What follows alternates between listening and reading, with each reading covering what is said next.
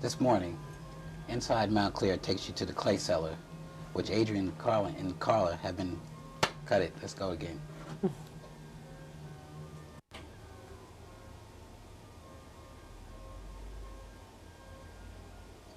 This morning, inside Montclair takes you to the Clay Cellar on Orange Road in Montclair, where Adrian and Carlin have been...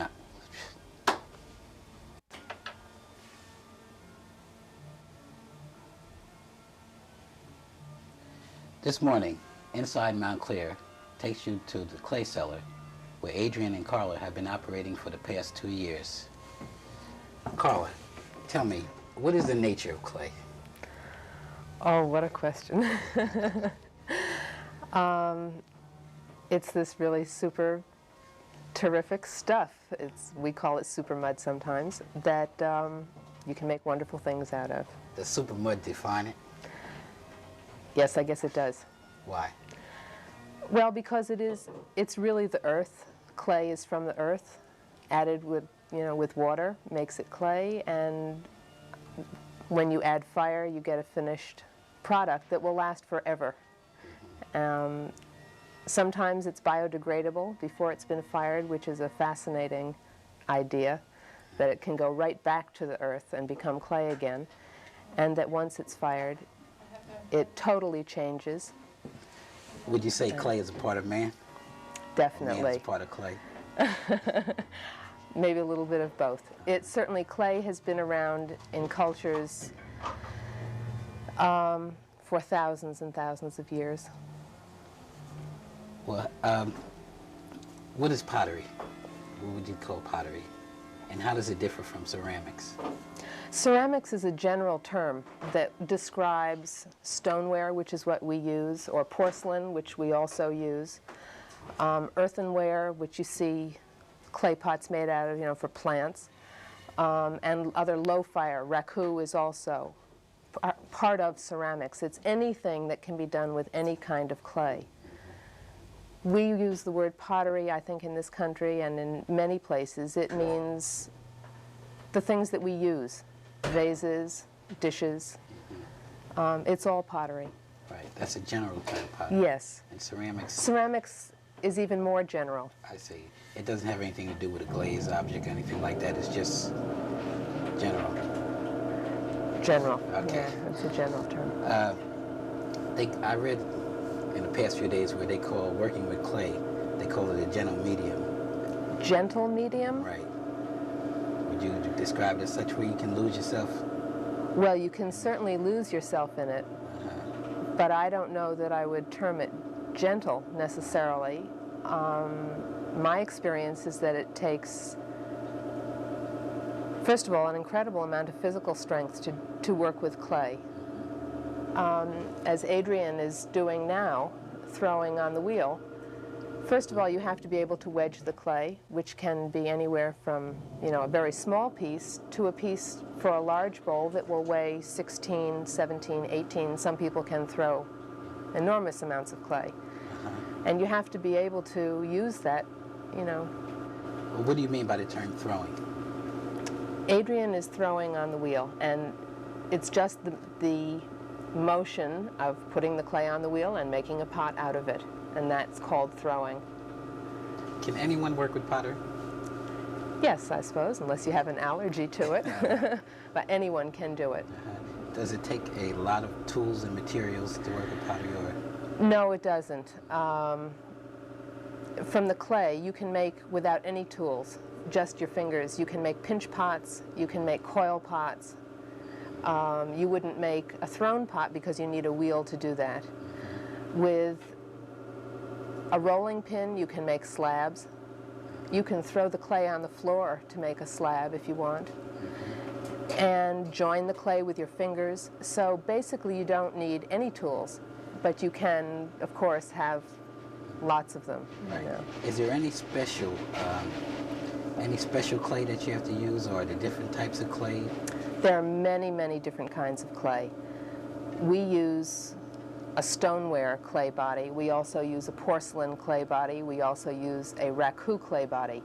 What makes a raku clay body special is that we add either grog, which is ground up bisqued clay, this once-fired clay, or vermiculite. And that allows the clay to expand and contract very rapidly without breaking, hopefully. Stoneware clays, there are also many different formulas, probably thousands.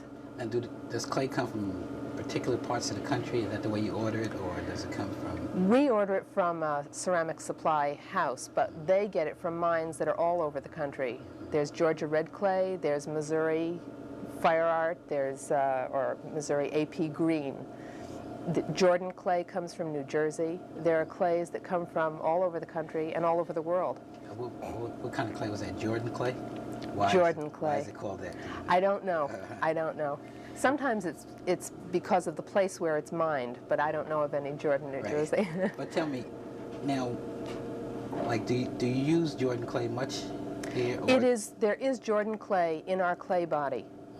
What we use is a combination of probably 4 or 5 different kinds of clay. It's a recipe, and different kinds of clay are mixed together very thoroughly and water added to get this particular clay body.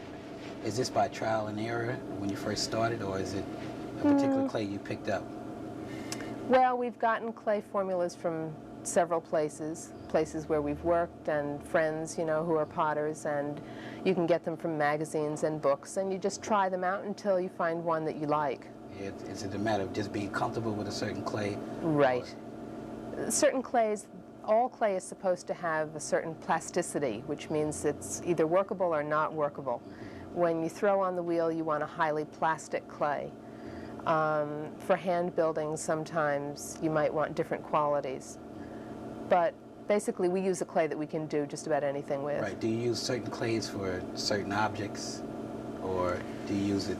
Is there a basic clay that you use for most of your work? Yes, the stoneware body is what we use for most of our work. Now we're getting more into porcelain, so we have some other things. How important is practicing? Like everything else, it is the all-important factor, I think. Potting, like anything else, is a skill that anybody can acquire if they want to put in the time. And that's really what it is. What is wedging? Wedging is the process of kneading the clay. Excuse me. And the purpose of it is to get the air bubbles out of the clay, if there are any harder pieces of clay, to get any lumps out. And it also, we wedge in a circular motion, and that way it gets the clay molecules moving in a circular direction that it helps you on the wheel. I see.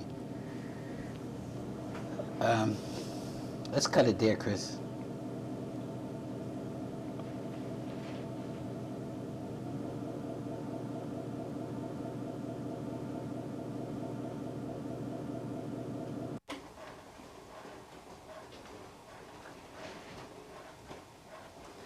Carla, what stage is this clay in here?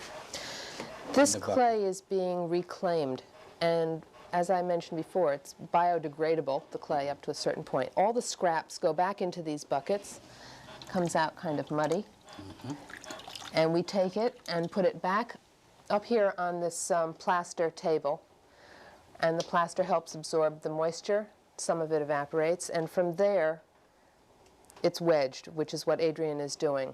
It's a kneading process that gets the air out. Wedging gets the air out of the clay. Right. Now, how many times do you have to wedge it? If you let it sit, will you have to wedge it again? No, actually, the older clay is, the better it is. So if it's years and years and years old, it's even better. So the longer it sits, the happier we are about it. We generally wedge it before we use it. There's no maximum amount of time, but there is a minimum, and that's getting the air and the lumps out. Now, once you say the older it is, the better it is. Now, once you wedge it, do you have to do that again, no matter if it sits for quite a while?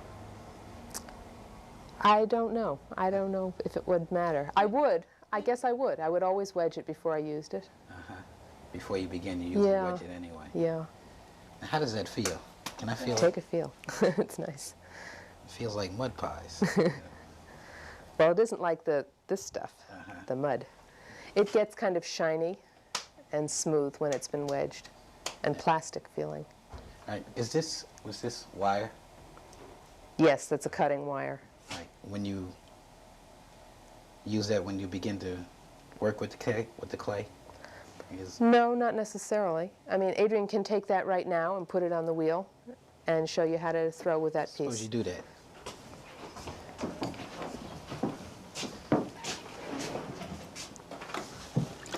Now this is a potter's wheel. Yes. This is an electric potter's wheel. Okay. Electric, right? Yeah, right. That doesn't make it instant, does it? Well, it is. It's either, it only works with electricity, as opposed to this wheel, which only works with your foot. I see. And what she's going to do now is center the clay, and that means getting that whole mass into the center Of the wheel? of the bat. That piece of pressboard is called a bat. And by the motion of her hands, pushing in and down at the same time, or up, she's compacting the clay. And you see it getting, you can see that it's actually getting into the center, and you will see no movement after a while.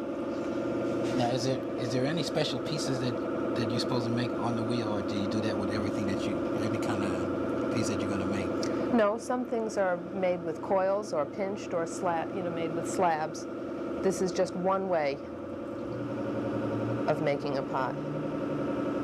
It's a very symmetrical way. And why do you have to keep that moist like that? If you didn't, the whole thing would just, your fingers would dig into it, and you wouldn't be able to throw with it. Oh, that keeps it smooth then. Right. You have to keep adding water. This is called what? Well, the centering, it's still the center, she's still centering at this point. But I mean, the whole process, you said Is throwing. I had a different idea what throwing was.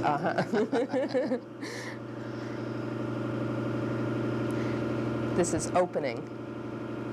Just pressing down. Remember, with practice, you know where the bottom is, and you leave enough clay in the bottom. And she will open the bottom. Was that a piece of clay there that she used? No, she's using a sponge. Oh, I see. Why a sponge? It just helps your fingers. Okay. Substitute finger. Right. Nothing substitutes for fingers. Okay.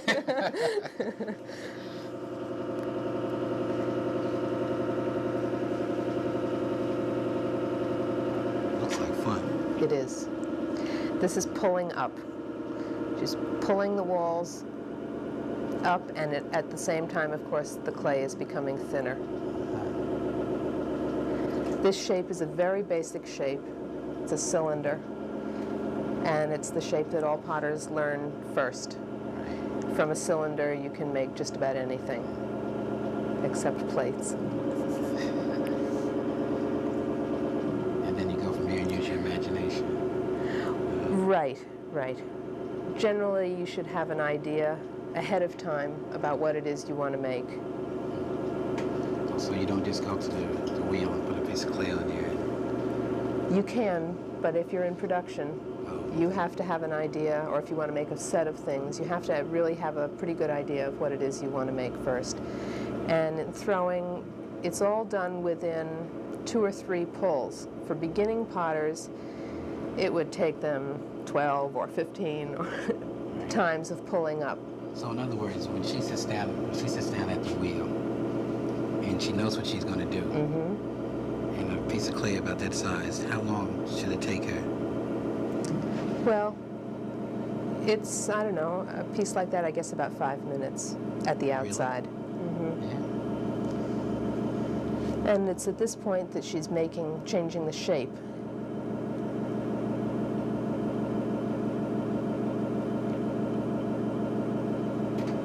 This pot could have a lid because it has a spreading mouth. She's mopping the water out of the bottom, because if water sat in there, it would just dissolve the whole bottom just as it does here. I see, I see. And then she'll do the first job of trimming. We try and trim the pots while they are still on the wheel as much as possible to at least give us a start, and it also helps define the shape.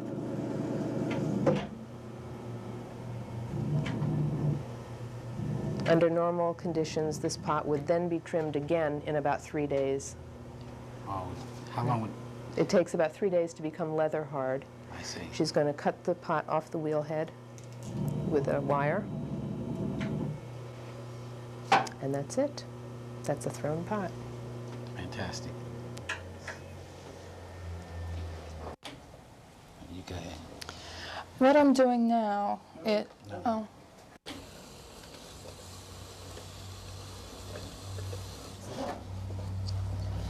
First tell me, Adrian, what are you sitting on? I'm sitting on a potter's wheel that is run entirely by foot power. There is no motor, and it runs on bearings so that it continues to move for a very long time, doesn't need to be kicked. Looks like the merry-go-round we used to have in the schoolyard. Right, it just keeps going and going. Okay, now what are you doing there? I'm doing what's called trimming a pot. After the clay has been thrown and made into a pot, we allow it to dry for a day or two under plastic until it gets to this stage, which is called leather hard.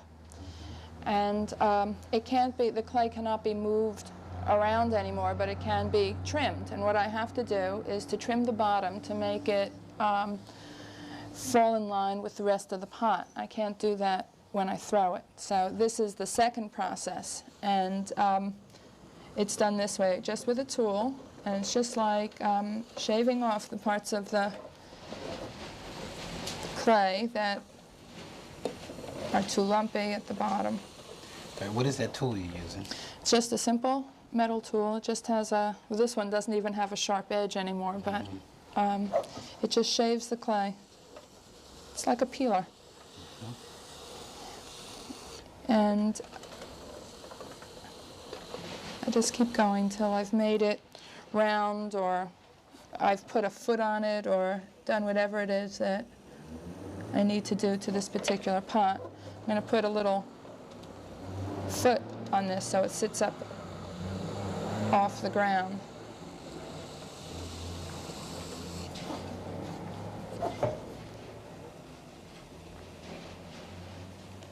Are there certain identifying marks that you have on your pots to make it different from other people's pots? Well, the pots are just automatically different because I've done them or Carla has done them. And even though Carla and I work together, our pottery is not the same if we're doing separate pieces. The mark we put on it just says the Clay Cellar, which identifies it. We don't mark things, you know, Carla doesn't put her name on it and I don't put our name.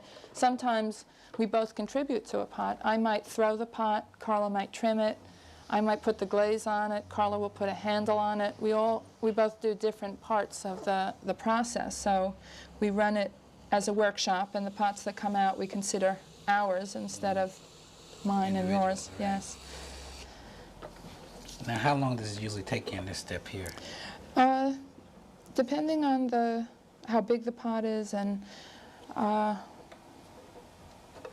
what I have to do to it. This is about all I do. Adrian mentioned when you were throwing it that you usually know what you're going to do before you sit down. It's the same thing that happens in the next step here. Absolutely. This would be all I do to a pot like this. Maybe if we got fancy, we could have put a cover on it, or maybe Carla would put handles on it. But after it's been trimmed, we pretty much leave it alone, and we let it dry for about a week or two, depending on the weather. If it's very humid, it takes a very long time to dry. There's no way to rush it. No, there is no way to rush it. And commercially, do they rush it? They probably have ways to dry it that we just don't have. After it's dried, it is then loaded into the kiln and fired. And the first time, and when that comes out, that's called bisque. And then we have to wax it, and we put the glaze on it, and then it's loaded into the kiln again, and refired. That's it. Yeah.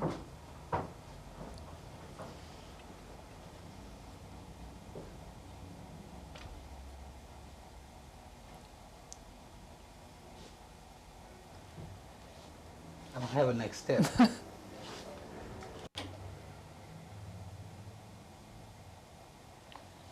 Now the next step with this, after you've trimmed it, is what? Well, we load it into the kiln and fire it for about 8 hours to let the water that is in the clay dry out, and it becomes hard so that it can never be put back into water and form clay again. It is now a completely different chemical makeup. And that's when we can handle it and put glaze on it. And glazes are chemicals that we mix together in certain formulas to produce a very hard, shiny surface on the clay. Now, do you determine the colors at this point?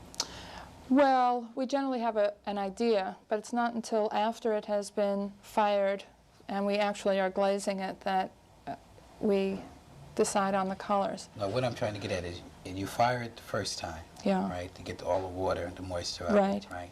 You bring it out, Right. then you glaze it, Yes, with color. Right. all right. That determines what the color it will be. Yes, All right. depending on which glaze we use. Okay. And then we, first of all, when we fire it the first time, it's loaded into the kiln, and it can all be put in on top of each other. We can stack, 10 mugs right on top of each other. It doesn't matter. When we load it for the glaze firing, which is what Carla is doing now, we have to separate each piece so that nothing is touching, because once the glaze melts and becomes a liquid, the pieces would stick together. So each piece has to have its own space, and it's an entirely different way of loading the kiln. Right. But when it's fired for 8 hours to heat up to about 2,200 degrees. And 2,200? yes, which forms, that's what makes the glaze into a glass. Uh-huh. And we have to cool it for about 2 days before we can open the kiln. All right, now when you put it into the kiln with the glazing effect, do you have the kiln working? What I'm trying to say is the kiln working all the time while you're doing different? Well, it takes us about a day to get each kiln load loaded, sometimes 2 days. We can load a bisque load. We generally have 2 kilns going during the week as we're doing other jobs. All right, a bisque load is when you can put everything in. Right. We just put everything in and change it to that pink clay that you see, Right. excuse me. And,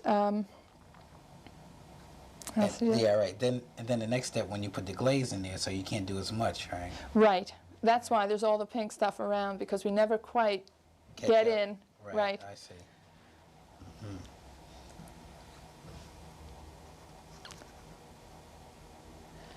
So after you get the glaze out, now what is the next step after that? Then we After put it glaze? on our shelves. On the shelves? Oh, it's the finished product then? Yes, So absolutely. what is the amount of time we're talking about? Well- From one piece, from the beginning of the piece to the end of the piece as far as the kiln is concerned?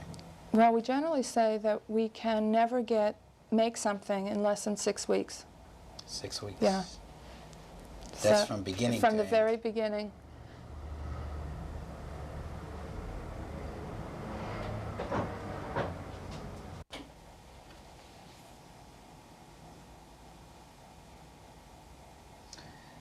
Adrian, tell me about the mugs. Well, they are all handmade.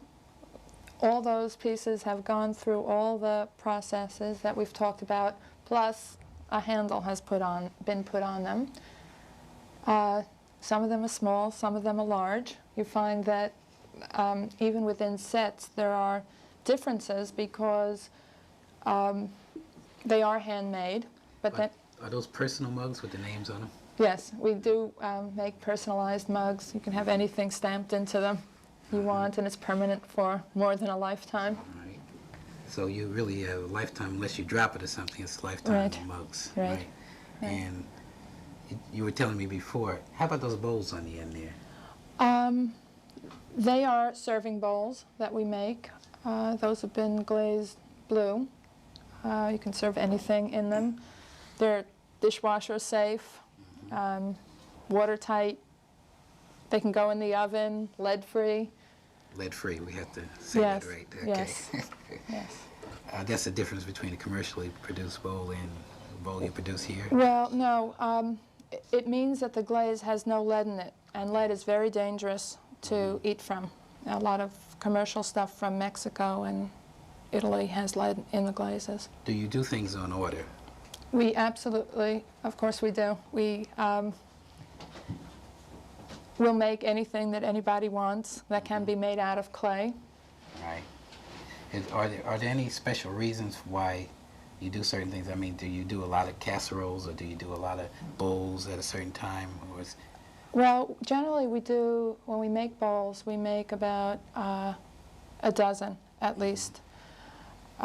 We've started to make casseroles, and they've been a very big success. People tell us whether they want them to serve 6 or 8 or 12 or 24, as the case may be. And, we will make them to order. When you first started making casseroles, did you just begin to make casseroles, or did someone order them, or did you just fall into something like that? I don't remember how it started, but once we started making them, we fell in love with doing them because they're wonderful too. Now this here is a bowl, large bowl in a set, right? Yeah. And it has the set of what, 8, 9 bowls with that? Yeah, I don't know exactly how many are there. 10 bowls. 10 bowls. And then next to that is a casserole. Right. Lovely, great casserole. Thank you. If you open it, there's a blue inside.